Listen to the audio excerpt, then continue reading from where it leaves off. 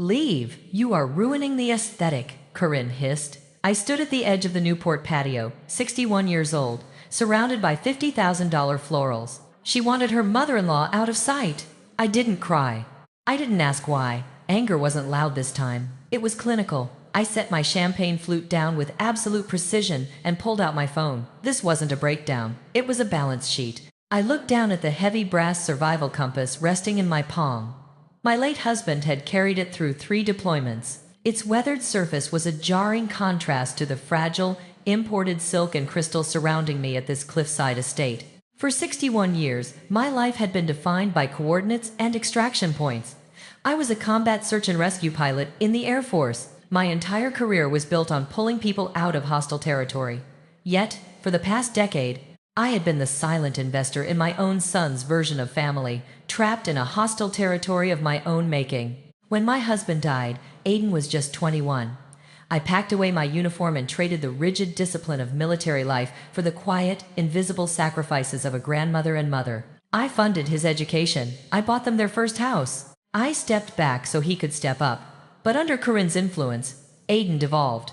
The boy I raised to be decisive became a passive enabler, nodding along as his wife systematically stripped away my dignity. People often wonder why victims of toxic environments stay. The psychology is remarkably simple and incredibly cruel. It is the invisible chain of the survivor. When you spend your life enduring high-stress situations, your tolerance for pain becomes unnaturally high. You adapt. You convince yourself that the microaggressions, the cold shoulders, and the blatant disrespect are just turbulence. You tell yourself that maintaining the relationship is a mission you cannot fail. You normalize the abnormal because the alternative is admitting that the people you love have become your enemies. You endure the unendurable because your threshold for suffering has been weaponized against you. I had spent years deploying that exact survival mechanism. I accepted the downgraded hotel rooms on family vacations. I smiled politely when Corinne conveniently forgot to invite me to major family milestones and future planning sessions. Now I realized family affection had been a subscription, with me footing the bill. The love I freely gave had been transactional to them.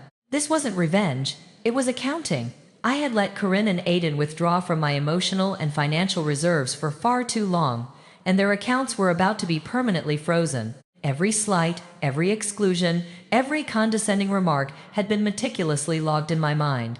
The military teaches you to assess the battlefield before you engage. I stood on that patio, breathing in the salt air, and assessed my targets. They weren't shocked by what they'd done. They were simply operating under the assumption that I would never stop playing along. I ran my thumb over the cracked glass of the compass. The needle flickered, pointing true north. I had spent 30 years relying on instruments to tell me the truth when the horizon was obscured. My horizon was perfectly clear now. There was no sadness. There was no panic. Just the icy realization that I had spent the last decade rescuing the wrong people. The estate glowed under the twilight, a monument to their borrowed prestige. They thought my silence was weakness. They thought my age made me irrelevant. They were wrong. The discipline required to fly a helicopter into a combat zone does not fade when you retire. It simply waits for a new mission. And my new mission started right now. I slipped the compass back into my pocket, opened my encrypted email application, and began drafting the first strike. I had played the obedient, invisible mother-in-law for exactly as long as I needed to. The sequence of events leading up to my banishment to the patio had been a masterclass in elite cruelty. Earlier that evening, Corinne and her private equity magnate father, Harrison, had executed a flawless social squeezing. When I arrived at the reception hall, I found my place card had been moved from the family table to a remote corner near the swinging service doors. The draft from the kitchen chilled my shoulders every time a waiter passed. I had paid for the floral arrangements on the head table, but I wasn't allowed to sit near them. Then, I noticed the memorial table. I had specifically requested that a small portrait of my late husband be placed among the family photos. It was missing. When I quietly asked Corinne about it, she didn't blink. She merely adjusted her designer shawl and weaponized modern psychology against me. "Evelyn," she had said, her voice dripping with artificial empathy, "you need to understand that this is a space for celebrating the future, not clinging to the past. We are setting healthy boundaries. Your request to display that photo is projecting your unresolved grief onto our joy. You need to respect our boundaries. It is a specific, insidious trap. The ruthless normalization of elite cruelty. Status-obsessed circles have perfected the art of packaging malice as wellness. They take clinical terms like boundaries and toxic and weaponize them to gaslight their victims. By framing my simple request as a psychological failing, Corinne wasn't just hiding my husband's portrait, she was attempting to erase my reality. This is how the elite normalize microaggressions. They smile, they use soft, therapeutic language, and they systematically dismantle your self-worth while convincing everyone around them that they are the victims. They wrap their abuse in velvet. Harrison had backed her up, offering me a condescending pat on the shoulder. It is a fast-moving world, Evelyn. You have to learn when to step aside. I didn't argue. I didn't raise my voice. I just retreated to my assigned seat by the service doors. I watched as Harrison networked with the region's wealthiest families, drinking scotch and laughing loudly. I watched my son, Aiden, avoid my gaze, too cowardly to defend his own father's memory. They believed they had won. They thought my retreat was a surrender. But a tactical withdrawal is not a defeat. Sitting by those service doors, feeling the rush of cold air, I wasn't mourning. I was calculating. I was calculating the exact legal standing of the family trust. I was calculating the governance clauses of Meridian Aviation Logistics, the company my late husband had founded, and that I had co-funded and strategically backed from day one, which Aiden now nominally ran under Harrison's guidance. Harrison thought he was the smartest man in the room. Corinne thought she had successfully erased the embarrassing, outdated mother-in-law. They had normalized their cruelty so completely that they could no longer see the danger they were in. They had pushed me into the margins, forgetting that the margins are the perfect place to observe a battlefield. The string quartet played a lively symphony, completely ignorant of the fact that the foundation of this entire wedding was about to turn to dust. I was still standing by the marble balustrade when I heard the heavy, measured footsteps behind me. I turned to see a tall, broad-shouldered man in a pristine tuxedo. I recognized him instantly, though it had been 20 years. Retired Air Force General Marcus Vance. He had been my commanding officer during my second tour. As I shifted my stance, the brass survival compass slipped from my fingers and clattered onto the stone patio. General Vance bent down and picked it up. He turned the heavy instrument over in his hands, his eyes tracing the familiar engravings. He looked up, his gaze locking onto mine. The recognition was immediate and absolute. "Lifeline 6, he said, his voice a low, steady rumble. "I thought that was you sitting by the kitchen."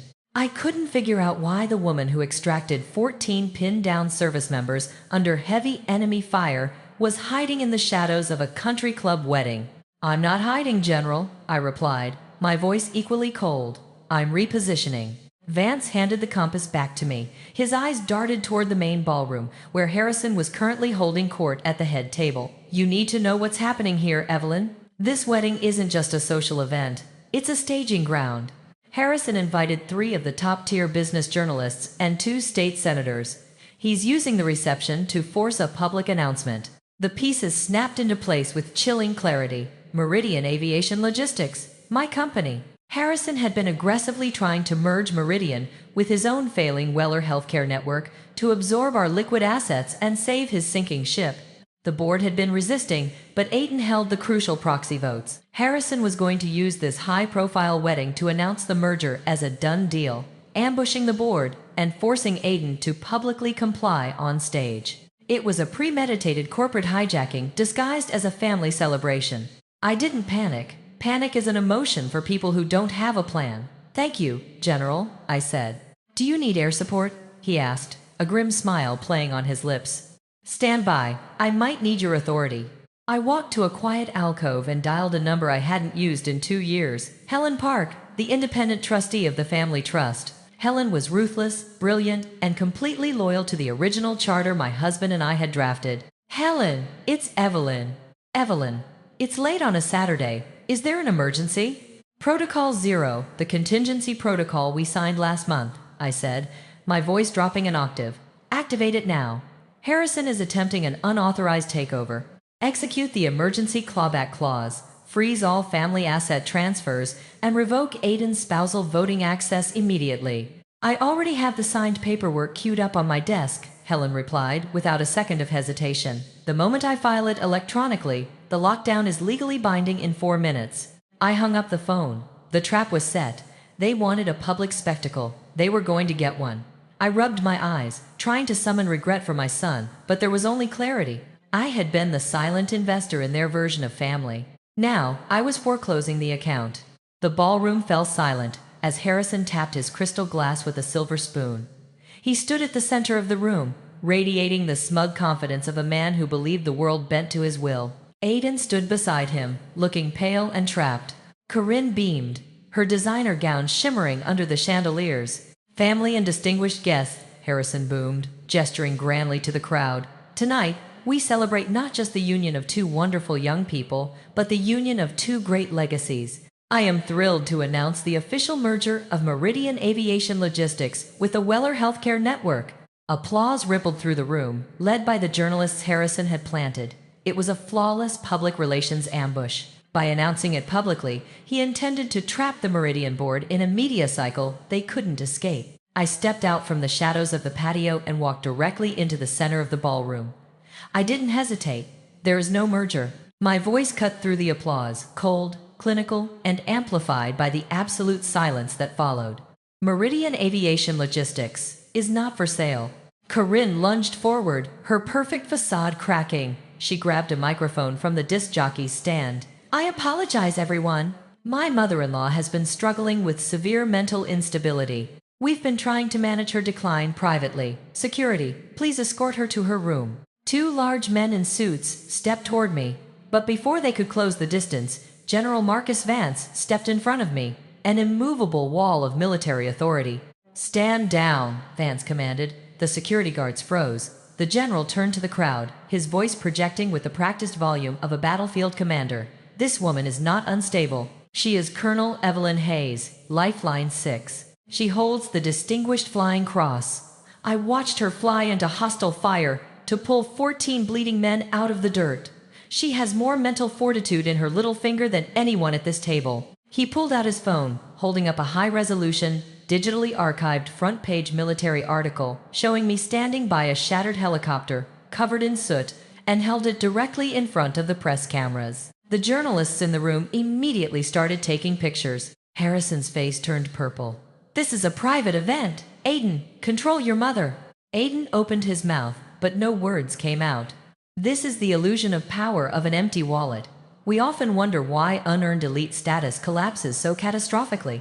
It is because their position is entirely rented. Their authority is a facade built on other people's money and social compliance. When you strip away the wealth and the artificial compliance, there is no internal substance to hold them up. Harrison's empire was a hollow shell of debt, and Corinne's status was a subscription she could no longer afford. They were not powerful. They were merely loud. They were shocked not by what they had done, but that I had stopped playing along. "Aiden doesn't control anything," I stated, staring directly at my son. "And neither do you, Harrison." The music had completely stopped. The elite crowd was paralyzed. The stunt was turning into a public execution, and I was just getting started. The heavy oak doors of the ballroom swung open. Helen Park strode in, flanked by Dr. Samuel Ortiz, the formidable chair of the Meridian Board. Helen carried a sleek leather briefcase, her expression entirely devoid of emotion. They bypassed the stunned guests and walked directly to the head table. "Harrison," Helen said, slapping a thick stack of legal documents onto the pristine white tablecloth. "As the independent trustee of the Hayes Family Trust, I am formally notifying you that your announcement is legally void. 30 minutes ago, all Meridian governance transfers and spousal voting access were permanently frozen under the protective clauses of the trust. Your public announcement is nothing more than an illegal public relations stunt," Dr. Ortiz interjected, his voice dripping with disdain as he turned to the journalists' cameras. "Meridian's board never approved a due diligence review, let alone a merger. Without the trust's liquid capital and Aiden's revoked proxy, you have zero leverage. Your healthcare network is on its own, Harrison. You are completely bankrupt." The structural collapse was instantaneous. Corinne let out a strangled gasp, grabbing Harrison's arm. The journalists in the room were furiously typing on their phones. The narrative had violently flipped. General Vance stepped forward again. "And regarding the Weller Healthcare Network, the Vance Veterans Foundation is officially revoking our endorsement. I will not have my foundation associated with corporate fraud." The empire fell like a house of dust. Without Meridian's capital and the foundation's backing, Harrison's business was completely finished. The public isolation was absolute. The wealthy guests who had been networking with him just an hour ago were now actively backing away, creating a physical void around the bridal party. Corinne's carefully curated, magazine-worthy wedding had become the epicenter of her family's financial ruin. I didn't smile. I didn't gloat. I looked at the wreckage of their ambition and felt only the cold satisfaction of an aligned balance sheet. True victory is the justice of the planter. Retaliation is often viewed as destructive, a burning of bridges. But absolute justice is not about destroying the wicked. It is about reclaiming the soil they poisoned. When you dismantle a fraudulent empire, you are not seeking revenge. You are performing a necessary social creation. You are clearing away the rot so that integrity can grow again. By freezing the trust and stopping the merger, I hadn't just ruined Harrison. I had saved thousands of Meridian employees from losing their livelihoods to fund his debt. I had protected the legacy my husband and I planted decades ago. I looked at Aiden one last time. He was staring at the floor, finally realizing the cost of his passivity. I turned my back on the head table and walked out of the ballroom. I didn't look back as Corinne began to sob. I walked through the double doors, out into the cool Newport night, alongside Helen, Dr. Ortiz, and General Vance. As we exited, the chaotic sounds of the ballroom spilled out behind us. Journalists shouting questions, Harrison barking frantic orders to his lawyer over the phone, and the remaining guests murmuring in shock. I took a deep breath of the ocean air. The brass compass in my pocket felt heavy and grounding. I had spent years thinking my duty was to endure, to suffer quietly for the sake of family harmony. But peace purchased with your own dignity is entirely fraudulent. The fallout over the next 9 months was clinical and comprehensive. I did not involve myself in the messy, public spectacle of Corinne and Harrison's downfall. The financial press handled that efficiently enough. Harrison's healthcare network collapsed under the weight of its own debt, the subsequent fraud investigations, and the revocation of the military foundation's backing. Corinne's social empire vanished the moment her platinum credit cards were declined. Elite society is remarkably efficient at exiling those who can no longer afford the entry fee. She tried to reach out to me once, leaving a tearful, manipulative voicemail begging for financial assistance. I deleted it without a second thought. Aiden filed for divorce quietly in the 3rd month. The process was uncharacteristically smooth, mostly because Corinne had no legal standing to claim assets that were locked securely behind my ironclad trust. Stripped of his enablers and forced to confront the reality of his own cowardice, Aiden broke down. But I did not rush in to rescue him this time. He had to learn how to navigate without a safety net. Over the next half year, he enrolled in rigorous corporate governance training, learning the actual mechanics of the business his father and I had built. We slowly began to rebuild our relationship, not in grand estates or luxury restaurants, but in ordinary places. We met for coffee at a small, weathered diner near the marina. We took quiet walks along the coastline, listening to the crash of the waves. I was no longer his silent investor. I was his mother, and he was finally becoming an adult who understood the weight of responsibility. I've come to realize that forgiveness isn't always for the other person. Sometimes it's the only way to set yourself free. But forgiveness does not require a return to the way things were. True strength requires the absolute courage to cut toxic ties, even when they are bound by blood or history. If you are listening to this, and you are sitting in the margins of your own life, this letter is for you. I know what it feels like to be pushed to the corner table near the service doors. I know what it is like to have your sacrifices taken for granted, your boundaries violated, and your love treated as a transaction. I know the quiet, suffocating pain of being the invisible foundation that holds up someone else's glittering, unearned facade. You convince yourself that enduring their disrespect is an act of love. You tell yourself that keeping the peace is worth the cost of your own dignity. It is not. A life built on the sacrifice of your self-respect is nothing more than a quiet prison. It is a hostage situation disguised as harmony. You are not a burden. You are not too dramatic, too old, or too irrelevant. I know the ache of feeling like a ghost in your own home, watching people you love casually discard your humanity to serve their own comfort.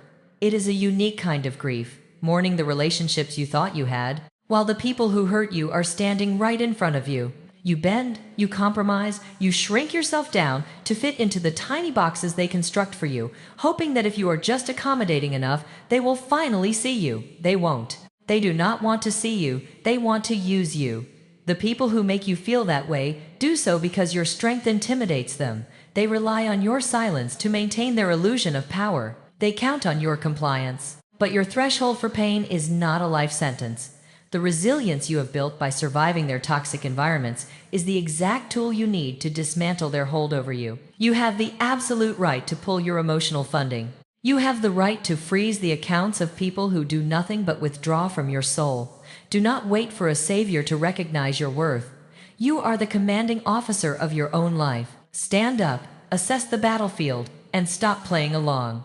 The moment you decide to stop participating in their cruelty, their entire empire turns to dust. The journey back to your own sovereignty is not easy. There will be days when the silence feels heavy, when the guilt tries to creep back in, planted there by years of their manipulation. Let it wash over you, and then let it go. Your only obligation is to your own peace. Remember that you survived their war. You will certainly survive the peace you build from the ashes. My late husband's survival compass sits on my desk now, its needle steady and true. It reminds me every day that no matter how dark the environment, no matter how lost you feel in the margins, you always have the instruments you need to find your way back to yourself. You just have to be brave enough to look at the truth, make a clinical calculation, and execute your extraction. If this story resonated with you, drop a comment sharing your thoughts, hit that like button, and subscribe so you never miss an empowering story of justice and resilience. Thank you for being part of our community.